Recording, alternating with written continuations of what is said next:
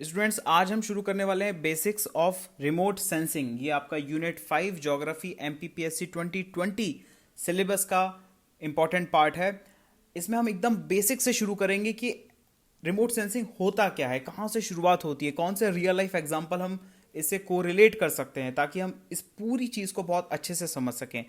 As an administrator अभी आप देखेंगे कि काफ़ी सारी टेक्निक्स हैं, जीआईएस मैपिंग है, टेक्निक है। आप अगर आप म्यूनिसिपल कमिश्नर है तो आप ऊपर ड्रोन के थ्रू ही मैपिंग कर रहे हैं, प्लेन एरोप्लेन के थ्रू आप मैपिंग कर रहे हैं, सैटेलाइट डेटा आ रहा है। तो ये सब जो डेटा है, ये सारी चीज़ें क्या हैं, ये बेसिकली रिमोट सेंसिंग का वन और द अदर वे कनेक्टेड है उससे। तो इस चीज़ को समझना हमारे लिए बहुत इंपॉर्टेंट है क्योंकि कल जाके हमें इस चीज़ का बहुत ज़्यादा यूज़ होने वाला है। तो चलिए शुरुआत करते हैं इस कोर्स का। मैं हूं Anarv Jain from Nidhishree academy. Let's begin this course. इसमें से हम सबसे पहले देखेंगे हमारी आंखों को। ये सबके पास होती है, हमारे पास है। इस फोटो में आपको दिख रहा है एक बड़ी सुंदर सी लड़की है, उसकी एक आंखें दिख रही हैं। Our eyes are sensors which record a limited visible portion of electromagnetic energy by judging the reflectance of visible light energy from some external source। मतलब क्या हुआ? मतलब ये हुआ कि अगर मेरे सामने मोबाइल पड़ा है तो वो मोबाइल है, ये मुझे किसने बताया? ये मेरे ब्रेन ने बताया। पर मेरे मोबाइल को, जो मोबाइल था उसको देखा किसने? पहले मेरी आइज ने देखा। तो आइज हो गई मेरी सेंसर जिसने उस चीज़ को सेंस किया। ब्रेन हो गया मेरा प्रोसेसिंग यूनिट जिसने उस चीज़ को, इमेज को प्रोसेस किया और बहुत सारी इमेजेस जो ब्रेन के अंदर ऑलरेडी स्टोर्ड रहती हैं उससे मैच किया और बता दिया कि बॉस ये मोबाइल है। इसी तरह आप ग्लास को देख सकते हो, माउस को देख सकते हो, आईपैड को देख सकते हो, या आपके सामने कोई बुक रखी है तो आप उसको देख सकते हो। तो ये जो आंखें हैं ये सेंसर का काम कर रही हैं।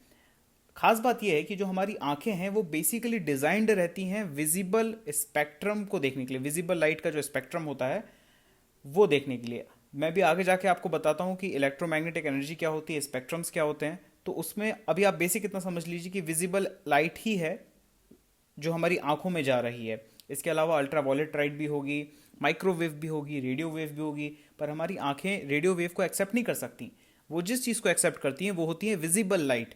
तो अभी हम विजिबल लाइट के बारे में बात करेंगे। ये जो हमारी आंखें हैं ये सेंसर की तरह काम करती हैं और ब्रेन हमारा प्रोसेसिंग यूनिट की तरह काम करता है। तो एक रियल लाइफ एग्जांपल आप समझ सकते हो कि ये रिमोट सेंसिंग का है। पर यहाँ पे एक लिमिटेशन आ जाती है। हमारी आंखें जो भी कुछ सेंस करती है वो हमें कब तक याद रहता है?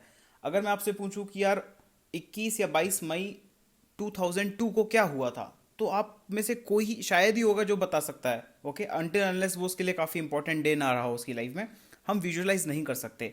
होता क्या है कि क्योंकि हम डेटा इतना लंबे समय तक स्टोर नहीं कर सकते पर डे का या उस टाइम का, तो इसलिए हम स्टोरेज डिवाइसेस यूज करते हैं जैसे कि सीडीज, डीवीडीज, पेन ड्राइव्स, ये सारी चीज़ें यूज करते हैं। सिमिलरली एक सेंसर जो किसी सैटेलाइट पे लगा रहता है वो भी इसी टाइप का स्टोरेज डिवाइसेस यूज करता है ताकि वो इंफॉर्मेशन को स्टोर कर सके।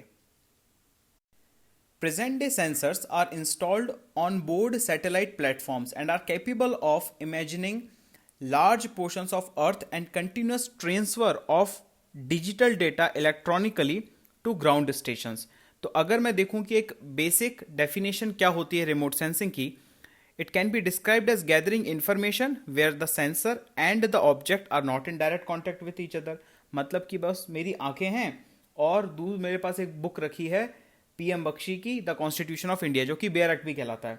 तो वो मेरे सामने रखी है और यहाँ मेरी आंखें हैं, तो डिस्टेंस हो गया। तो ये हो गया रिमोट सेंसिंग कि ऑब्जेक्ट हो गया the constitution of India by PM Bakshi और सेंसर हो गया मेरी आंखें।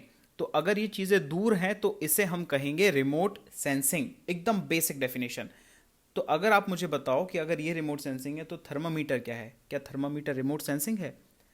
इसका जवाब होगा नहीं, क्योंकि थर्मामीटर अगर कोई भी वैल्यू या डेटा दिखा रहा है, रीडिंग दिखा रहा है आपको, तो वो आपके बॉडी में कांटेक्ट आने के बाद ही बता सकता है। ओके, अब आप देख रहे हो कि कोरोना के केसेस में थर्मल इमेजिंग हो रही है, थर्मल दूर से टेम्परेचर लिया जा रहा है, तो वो एक तरह का रिमोट सेंसिंग है। पर अगर आप मरकरी बेस्ड थर्मामीटर यूज कर रहे हो तो वो एक टाइप का रिमोट सेंसिंग टेक्निक नहीं है। अगर हम प्रॉपर डेफिनेशन की बात करते हैं तो प्रॉपर डेफिनेशन ये है, लिखिए। Remote sensing can be defined as the science of acquiring information about the earth using instruments which aren't in direct contact with the earth's surface or its features. It is usually done by aircrafts or satellites। तो ये पूरी remote sensing होती है। अर्थ के बारे में ज़्यादातर information निकालना रिमोट सेंसिंग का एक ब्रॉडर ऑब्जेक्टिव है, और ये जो चीज़ें होती हैं ये एयरक्राफ्ट के थ्रू होती हैं या फिर सैटेलाइट्स के थ्रू होती हैं, और जो चीज़ें मेजर की जाती हैं वो अर्थ के आसपास की चीज़ें मेजर की जाती हैं. Instruments aboard a satellite is usually a sensor which is capable of acquiring information in the entire region of electromagnetic spectrum. ये चीज़ लिखिएगा, मैं आगे समझाता हूँ ये चीज़ क्या है. तो अब हमने ये समझ लिया कि जो मॉडर्न डे रिमोट सेंसिंग हो रही है वो एक सैटेलाइट के थ्रू हो रही है या एयरक्राफ्ट के थ्रू हो रही है, जो आसमान में कहीं हैं और हम धरती पे कहीं हैं, और उनके बीच में इंटरफेस हो रहा है, कुछ ना कुछ तरीके से वो जुड़े हुए हैं और वो हमें डेटा पहुंचा रहे हैं. तो जो 7 एलिमेंट्स होते हैं जीआईएस के, वो क्या होते हैं, ये इंपॉर्टेंट चीज़ है. लिखेंगे पहला जो जीआईएस होता है, जोग्राफिकल इंफॉर्मेशन सिस्टम, जो कि रिमोट सेंसिंग के अंदर का एक पार्ट है.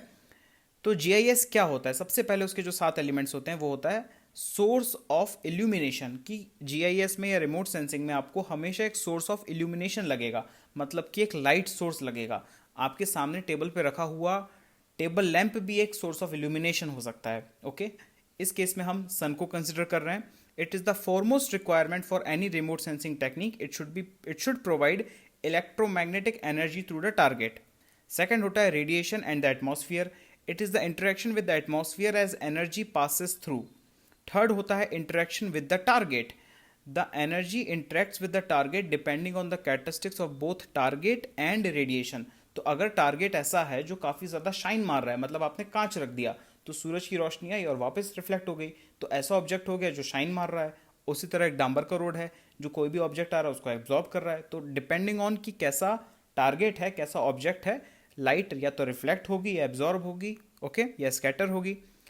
फोर्थ पॉइंट आता है recording the energy, recording of energy. After energy is scattered और emitted from the target, a sensor is required to collect and record the electromagnetic radiation. Okay, तो जो भी लाइट एमिट हुई एक surface पे कूदी और उससे रिफ्लेक्ट हो गई, तो वो जो भी रिफ्लेक्शन हुआ वापस उसको कुछ ना कुछ तरीके से हमें सेंस करना पड़ेगा, एब्जॉर्ब करना पड़ेगा. तभी हमें पता चलेगा कि कितना एनर्जी रिफ्लेक्ट हुआ या कितना एनर्जी उस डिवाइस के ऊपर पड़ा था. ओके, इसके अलावा होता है ट्रांसमिशन, रिसेप्शन एंड प्रोसेसिंग. जो भी एनर्जी रिलीज हुई या जो सेंस की गई किसी रिकॉर्डर के द्वारा, उसको ट्रांसमिट किया जाता है इलेक्ट्रॉनिक फॉर्म में, ताकि हम उसे प्रोसेस कर सकें, उस इमेज को समझ सकें. Okay, analysis and interpretation. The processed image is interpreted visually और डिजिटली और electronically to extract information about the target which was illuminated. Okay, उसके बाद एंड यूज ऑफ एप्लीकेशन. जो डेटा आपने कलेक्ट किया है इन सारी प्रोसेसिंग के थ्रू, उसका क्या यूज करने वाले हो. ओके, जो मैंने आपको 7 एलिमेंट्स बताए थे जीआईएस के, ये उसका डायग्राम है. तो पहला आप देखेंगे 1 जो है वो सोर्स ऑफ इल्यूमिनेशन है, हमारे केस में सन है. सेकंड वो एटमॉस्फेयर है. थर्ड जो है वो आपका अर्थ है. उसके आसपास जो रेड कलर का एक सर्कल बना हुआ है वो है उस रीजन का जहाँ पे स्कैटरिंग हो रही है लाइट की, मतलब लाइट आई और रिफ्लेक्ट हुई. उसके बाद रिफ्लेक्ट होने के बाद जो चौथा नंबर है वो वापस है टारगेट की तरफ जा रहा है. ओके, वहाँ ऊपर हमारा सैटेलाइट है जिसमें सेंसर लगे हुए हैं. ये सेंसर उस लाइट को जो अर्थ पे पड़ा और गया, तो सैटेलाइट ने उस लाइट को कैप्चर किया. अर्थ की अंडरस्टैंडिंग के लिए कैप्चर करना बहुत ज़्यादा ज़रूरी है.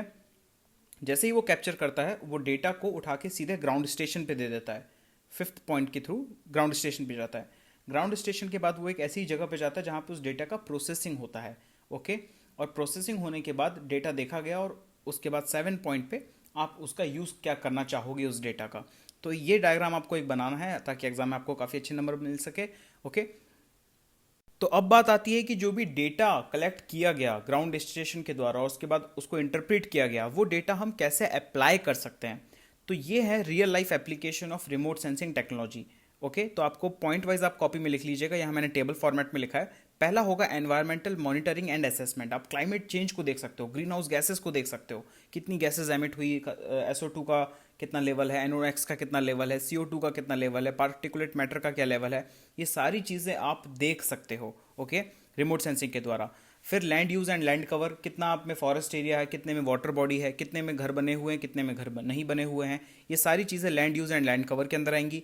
Prediction of agriculture yield and crop health monitoring, मतलब कि अगर आप ऊपर से सैटेलाइट के थ्रू देख रहे हो, डेटा के थ्रू, तो एग्रीकल्चर यील्ड कितनी हुई है, रबी की कितनी फसल होगी है, खरीफ की कितनी होगी है, कितना आपका कमांड एरिया है, कितने एरिया में आपका स्टेट का फसल उगता है, कितना परसेंटेज एरिया है, क्या ये परसेंटेज में इस बार फसल ज़्यादा उगी हैं कम उगी हैं। ओके। उसके अलावा अगर कोई क्रॉप खराब हो जाती है तो उस क्रॉप का डीकलरेशन हो जाएगा, मतलब अगर वो ग्रीन कलर है और मान लीजिए लोकस्ट अटैक हो जाता है या कोई भी एंथ्रेक्स जैसी कोई बीमारी फैल जाती है तो वो उसका कलर चेंज हो जाएगा। जब कलर चेंज हो जाएगा तो ऊपर से आप देखोगे सैटेलाइट से तो आपको कलर डिफरेंट दिखेगा, क्योंकि रिफ्लेक्टेंस उसका डिफरेंट रहेगा। क्योंकि कलर डिफरेंट दिखेगा आपको, अब आप समझ गए हो कि यार यहाँ पे कोई ना कोई बीमारी लग गई है। तो इस तरह से आप ये भी देख सकते हो कि क्रॉप की हेल्थ कैसी है। इसके अलावा ब्रॉडकास्टिंग एंड टेलीकम्युनिकेशन, जो आप मोबाइल यूज़ कर रहे हो, हम जो इंटरनेट यूज़ कर रहे हैं, ये सारा का सारा रिमोट सेंसिंग का ही एक एप्लीकेशन है। Sustainable resource exploitation and management, sustainable बहुत इंपॉर्टेंट वर्ड है, आई होप आपको इसका मतलब पता होगा। उस तरह से हम सस्टेनेबल वे में किस तरह से रिसोर्सेज को एक्सप्लॉइट कर सकते हैं ह्यूमन नीड्स के रिक्वायरमेंट के हिसाब से, और कैसे हम उसको मैनेज कर सकते हैं। आप देख सकते हो कि कहाँ पे कोल माइनिंग है और कितना कोल हम एक्सट्रैक्ट करा जा रहा है। आप ऊपर से ही देख सकते हो कि कितने डंपर लिए जा रहे हैं, एक डंपर की कैपेसिटी निकाल ली, एक दिन के कितने डंपर निकले वो निकाल सकते हो। तो आपको ये पता चल गया कितने मेट्रिक क्यूब आपने कोल निकाला किसी जगह से, या कोई भी और निकाला, चाहे वो एल्यूमिनियम को हो या मैग्नीज और हो। ओके। वेदर फोरकास्टिंग आप रिमोट सेंसिंग से कर सकते हो। ओशन एंड वेटलैंड का स्टडी कर सकते हो। डिफेंस एंड मिलिट्री सर्वेलेंस में भी ये काफ़ी काम आता है। तो ये सारे ब्रॉड एप्लीकेशंस हैं, इसमें से आप एक दो या पांच भी लिखोगे एग्जाम में, काफ़ी जल्दी आपको मार्क्स मिल जाएंगे और काफ़ी अच्छे मार्क्स मिलेंगे। अब आ जाता है इलेक्ट्रोमैग्नेटिक रेडिएशन क्या होता है। इसको इलेक्ट्रोमैग्नेटिक एनर्जी भी कहते हैं। It refers to all energy forms which move with the velocity of light in the form of waves. ये बड़ा ही इंपॉर्टेंट कंसेप्ट है। देखिए, अगर मैं आपको बोल रहा हूँ कि साउंड एनर्जी है, मैं अपने जो मुंह से बोल रहा हूँ वो एक टाइप का साउंड है, तो क्या साउंड एनर्जी एक टाइप का इलेक्ट्रोमैग्नेटिक रेडिएशन है? तो आप बोलोगे नहीं। ऐसा कोई भी एनर्जी जो कि स्पीड ऑफ लाइट के हिसाब से चलता है, जो कि होता है 3 × 10⁸ मीटर पर सेकेंड, ये स्पीड ऑफ लाइट होता है। अगर इस स्पीड से कोई भी वेव, कोई भी एनर्जी जा रही है, वो होगी electromagnetic energy. Okay. The source of electromagnetic radiation is subatomic vibration of photons and is measured in the terms of wavelength. ये सिर्फ बहुत ही छोटा सा कंसेप्ट है कि जो ये EMR है, इलेक्ट्रोमैग्नेटिक रेडिएशन, इसका सोर्स क्या होता है। तो जो फोटॉन्स होते हैं, जो किसी भी मॉलिक्यूल के अंदर जो छोटे से इलेक्ट्रॉनिकली चार्ज्ड पार्टिकल रहते हैं, उनका जो वाइब्रेशन होता है, उस वाइब्रेशन की वजह से ये इलेक्ट्रोमैग्नेटिक रेडिएशन का जनन होता है, मतलब ये बनते हैं। Okay. Sun is the main source of electromagnetic radiation in our case. This radiation is either reflected और एब्जॉर्ब्ड बाय द ऑब्जेक्ट्स। जैसे कि अगर एक काला सरफेस है तो काला सरफेस उस चीज़ को एब्जॉर्ब कर लेगा, पर वहीं पे अगर कांच पड़ा हुआ है, एक वाइट सरफेस है, तो वो रिफ्लेक्ट करेगा। Okay. Mainly on account of the size of wavelength. तो किस तरह वेवलेंथ रहती है उसके हिसाब से ये आइदर एक्सेप्ट करेगा, एब्जॉर्ब करेगा, या फिर रिफ्लेक्ट करेगा। वेवलेंथ और फ्रीक्वेंसी ये दो ऐसी चीज़ें होती हैं जो इन्वर्सली रिलेटेड रहती हैं एक दूसरे के साथ। इसका मतलब क्या हुआ कि अगर कोई भी चीज़ की, कोई भी एनर्जी की बहुत ज़्यादा फ्रीक्वेंसी है, इसका मतलब क्या हुआ कि उसकी वेवलेंथ कम है, और अगर उसकी वेवलेंथ बहुत ज़्यादा है तो उसकी फ्रीक्वेंसी काफ़ी कम हुई, वाइजे वर्सा। ये इन्वर्सली रिलेटेड रहते हैं दोनों। इसका बेसिकली एक फार्मूला होता है, वो फार्मूला होता है C = फ्रीक्वेंसी इंटू आपका वेवलेंथ। ओके। तो फ्रीक्वेंसी जो हर्ट्ज में रहती है और वेवलेंथ आपकी मीटर में रहती है, वो इन दोनों का मल्टीप्लिकेशन C बेसिकली जो सोर्स ऑफ या स्पीड ऑफ लाइट रहती है 3 × 10⁸। तो ये आपको याद रखना है कि फ्रीक्वेंसी C = λ/f रख सकते हो, या फिर इस तरह का जो आप फार्मूला रहता है, पर आपको एग्जाम में वो फार्मूला नहीं लिखना है। आप बस बेसिक इतना समझ लीजिए कि इलेक्ट्रोमैग्नेटिक रेडिएशन क्या होता है। अब इसमें से आप देखिए, ये है basically electric field, magnetic field का कैसा रिलेशन रहता है। पहले आप सन को देखिए सबसे पहले। ओके। सन हमारा सोर्स ऑफ इलेक्ट्रोमैग्नेटिक रेडिएशन है। अब दो वर्ड आते हैं इसमें, इलेक्ट्रोमैग्नेटिक रेडिएशन, तो मतलब इसके अंदर इलेक्ट्रिक फील्ड भी है और दूसरा इसके अंदर मैग्नेटिक फील्ड भी है, और इन दोनों को मिला के बन गया इलेक्ट्रोमैग्नेटिक रेडिएशन। ओके। अब आप सबसे पहले कॉन्सेंट्रेट करिए जो येलो पोर्शन आपको दिख रहा है। ओके। ये देखिए, ये बेसिकली इलेक्ट्रिक फील्ड है। तो मैंने ऊपर बनाया हुआ है y एक्सिस पे इलेक्ट्रिक फील्ड, x एक्सिस पे है डिस्टेंस, और y एक्सिस पे है, z एक्सिस पे है आपका मैग्नेटिक फील्ड। तो जो येलो पोर्शन पे सिर्फ आप फोकस करिए, इलेक्ट्रिक फील्ड है, डिस्टेंस के साथ कैसे इलेक्ट्रिक फील्ड मूव कर रहा है। ओके। जो इलेक्ट्रिक फील्ड के हाईएस्ट पीक हैं उनको ज्वाइन करेंगे तो आपको मिल जाएगा वेवलेंथ। ये चीज़ वेवलेंथ कहलाती है। और जितना हाइट किसी भी इलेक्ट्रिक फील्ड का रहता है, जो आपको एक कर्व दिख रहा है येलो कलर का, उसका हाइट निकाल लीजिए, मतलब वाई एक्सिस में, वो हो गया उसका फ्रीक्वेंसी। अब आप फोकस करिए सिर्फ ब्लू पोर्शन पे, ये होता है आपका मैग्नेटिक फील्ड। इसमें क्या है कि ये जो पोर्शन है ये जेड एक्सिस पे भी बना है, वाई पे भी बना है और एक्स पे भी बना है। तो जो वाई एक्सिस और जेड एक्सिस, इन दोनों एक्सिस पे जो कॉम्बिनेशन है वो कहलाएगा इलेक्ट्रोमैग्नेटिक फील्ड। ओके, और जो एक्स एक्सिस है वो है आपका डिस्टेंस। ओके, सो ये जो डायग्राम है ये भी आपको बनाना है एग्जाम में। This diagram shows propagation of electromagnetic waves with speed of light. अब आता है कंसेप्ट ऑफ इलेक्ट्रोमैग्नेटिक स्पेक्ट्रम। तो स्पेक्ट्रम जो वर्ड है, अगर हम बेसिक इंग्लिश देखें तो स्पेक्ट्रम मतलब कोई भी चीज़, बहुत सारी वैरायटी। तो आप किसी दुकान पे गए, बोले भैया हमें सूट खरीदना है, तो बोलेगा साहब ये 10 कलर के सूट हैं आपके पास। तो ये जो 10 है ये बेसिकली स्पेक्ट्रम कहलाएगा, कि ये स्पेक्ट्रम ऑफ सूट्स हैं आपके पास। अब होता क्या है कि हम बात करने वाले हैं इलेक्ट्रोमैग्नेटिक स्पेक्ट्रम की, मतलब एक ऐसा स्पेक्ट्रम जिसमें इलेक्ट्रिक और मैग्नेटिक फील्ड दोनों का कॉम्बिनेशन हो और उसका एक पूरा स्पेक्ट्रम हो। Electromagnetic spectrum covers the entire range of photon energy arranged in an increasing order of wavelength on a logarithmic scale। तो ये उसका एग्जैक्ट डेफिनेशन है। अब आप अपने स्क्रीन पे देख रहे होंगे एक डायग्राम सा बना हुआ है, ये डायग्राम भी आपको एग्जाम में बनाना है। तो इसमें पहले जो आपका ग्रे कलर का स्ट्रिप है पहले वो देखते हैं। इसमें सबसे पहले दिया हुआ है गामा रेज, फिर दिया हुआ है एक्स रेज, फिर यूवी रेज, फिर आईआर मतलब इंफ्रारेड, और उसके बाद दिया हुआ है रेडियो वेव्स। ऊपर कुछ स्केल भी दी हुई है, 10⁻⁻16, उसके बाद एक्स रेज का है 10⁻10, फिर यूवी का है, फिर आईआर का है और फिर रेडियो वेव का है। इसके बीच में आप इंद्रधनुष जैसा कुछ देखेंगे यूवी और आईआर के बीच में। उसी बैंड को अगर हमने ब्रॉड कर दिया तो हमें मिलता है विजिबल लाइट का स्पेक्ट्रम। ओके, अब मैं आपको बताता हूँ, जो पहले हमने शुरू में लेक्चर में देखा था कि हमारी जो आंखें रहती हैं वो विजिबल लाइट के लिए उसको एब्जॉर्ब करती हैं। तो हमारी जो आंखें हैं वो विजिबल लाइट के स्पेक्ट्रम को देख सकती हैं। इसका मतलब क्या हुआ कि हम रेडियो वेव्स को नहीं देख सकते। हमारी आंखें डिज़ाइन नहीं है गामा रेज को देखने के लिए, या फिर एक्स रेज को देखने के लिए, या फिर यूवी रेज को देखने के लिए। इवन आईआर को भी हम नहीं देख सकते। ओके, हम आईआर को इस तरह से कन्वर्ट करते हैं कि वो विजिबल स्पेक्ट्रम की रेंज में आ जाए, तब हम आईआर वेव्स को देख सकते हैं। ओके, तो ये हो गया आपका विजिबल लाइट का स्पेक्ट्रम। ओके, इतना बेसिक आपको समझ में आ गया। देखिए, विजिबल लाइट का स्पेक्ट्रम है 400 से लेके 700, और इसका यूनिट आप याद रखिएगा नैनोमीटर। आपने स्कूल डेज में पढ़ा होगा, एक वो अपन रेनबो के कलर देखते थे, बैजानी बैजानी हापी नाला या वेबग्योर जिसे हम कहते हैं। Okay, violet, indigo, blue, green, orange, yellow, red. तो ये विबग्योर जो है यही विजिबल लाइट का स्पेक्ट्रम है। ओके, इसमें जो वॉयलेट होता है उसकी जो फ्रीक्वेंसी होती है वो सबसे कम होती है, और जो रेड रहती है रेड रहती है उसका वेवलेंथ सबसे ज़्यादा रेड का होता है और सबसे कम वेवलेंथ वॉयलेट का होता है। तो इस डायग्राम से आप वो चीज़ बहुत अच्छे से समझ सकते हैं। जहां एक तरफ हमारी आंखें सिर्फ विजिबल रेंज ऑफ स्पेक्ट्रम को देख सकती हैं, वहीं पे रिमोट सेंसिंग के जो सेंसर्स होते हैं वो पूरे के पूरे इलेक्ट्रोमैग्नेटिक स्पेक्ट्रम को देख सकते हैं। इसका मतलब ये हुआ कि वो गामा रेस को भी देख सकते हैं, वो एक्स रेस को भी देख सकते हैं, वो रेडियो वेव्स को भी देख सकते हैं, यूवी को देख सकते हैं, आईआर को देख सकते हैं, और विजिबल को तो देख ही सकते हैं। तो ये पूरा जो रेंज रहता है वो उस पूरे रेंज को आपका रिमोट सेंसिंग के जो सेंसर्स होते हैं वो देख सकते हैं, और हर स्पेक्ट्रम कुछ ना कुछ प्रोवाइड करता है। अगर आप गामा रेस का स्पेक्ट्रम देखोगे तो कहीं हेल्पफुल होगा, एक्स रेस कहीं हेल्पफुल होगा, इस तरह से। Okay, sensors on earth resources satellite generally operate in visible, infrared and microwave region. तो इस डायग्राम में आप देखेंगे इलेक्ट्रोमैग्नेटिक स्पेक्ट्रम को इसमें फ्रीक्वेंसी और वेवलेंथ के फॉर्मेट में बताया गया है। तो मैंने आपको बताया radio, micro, infrared, visible, ultraviolet, X rays and gamma rays. पिछले डायग्राम को अपोजिट फॉर्मेट में लिखा है इसमें बस। अब देखिए यहाँ पे अगर आप रेडियो वेव का देख रहे हैं तो कर्व देखिए कितना बड़ा कर्व है। ओके, और जैसे जैसे गामा रेस के पास आता है वो फ्रीक्वेंसी उसकी काफ़ी ज़्यादा बढ़ चुकी होती है, और रेडियो वेव की फ्रीक्वेंसी काफ़ी कम होती है। तो आप छोटे मोटे आप देखोगे, आप short wave, medium wave, FM जो अपन घुमाते हैं ना 102.3, ये सब क्या है, ये बेसिकली रेडियो वेव का फ्रीक्वेंसी है।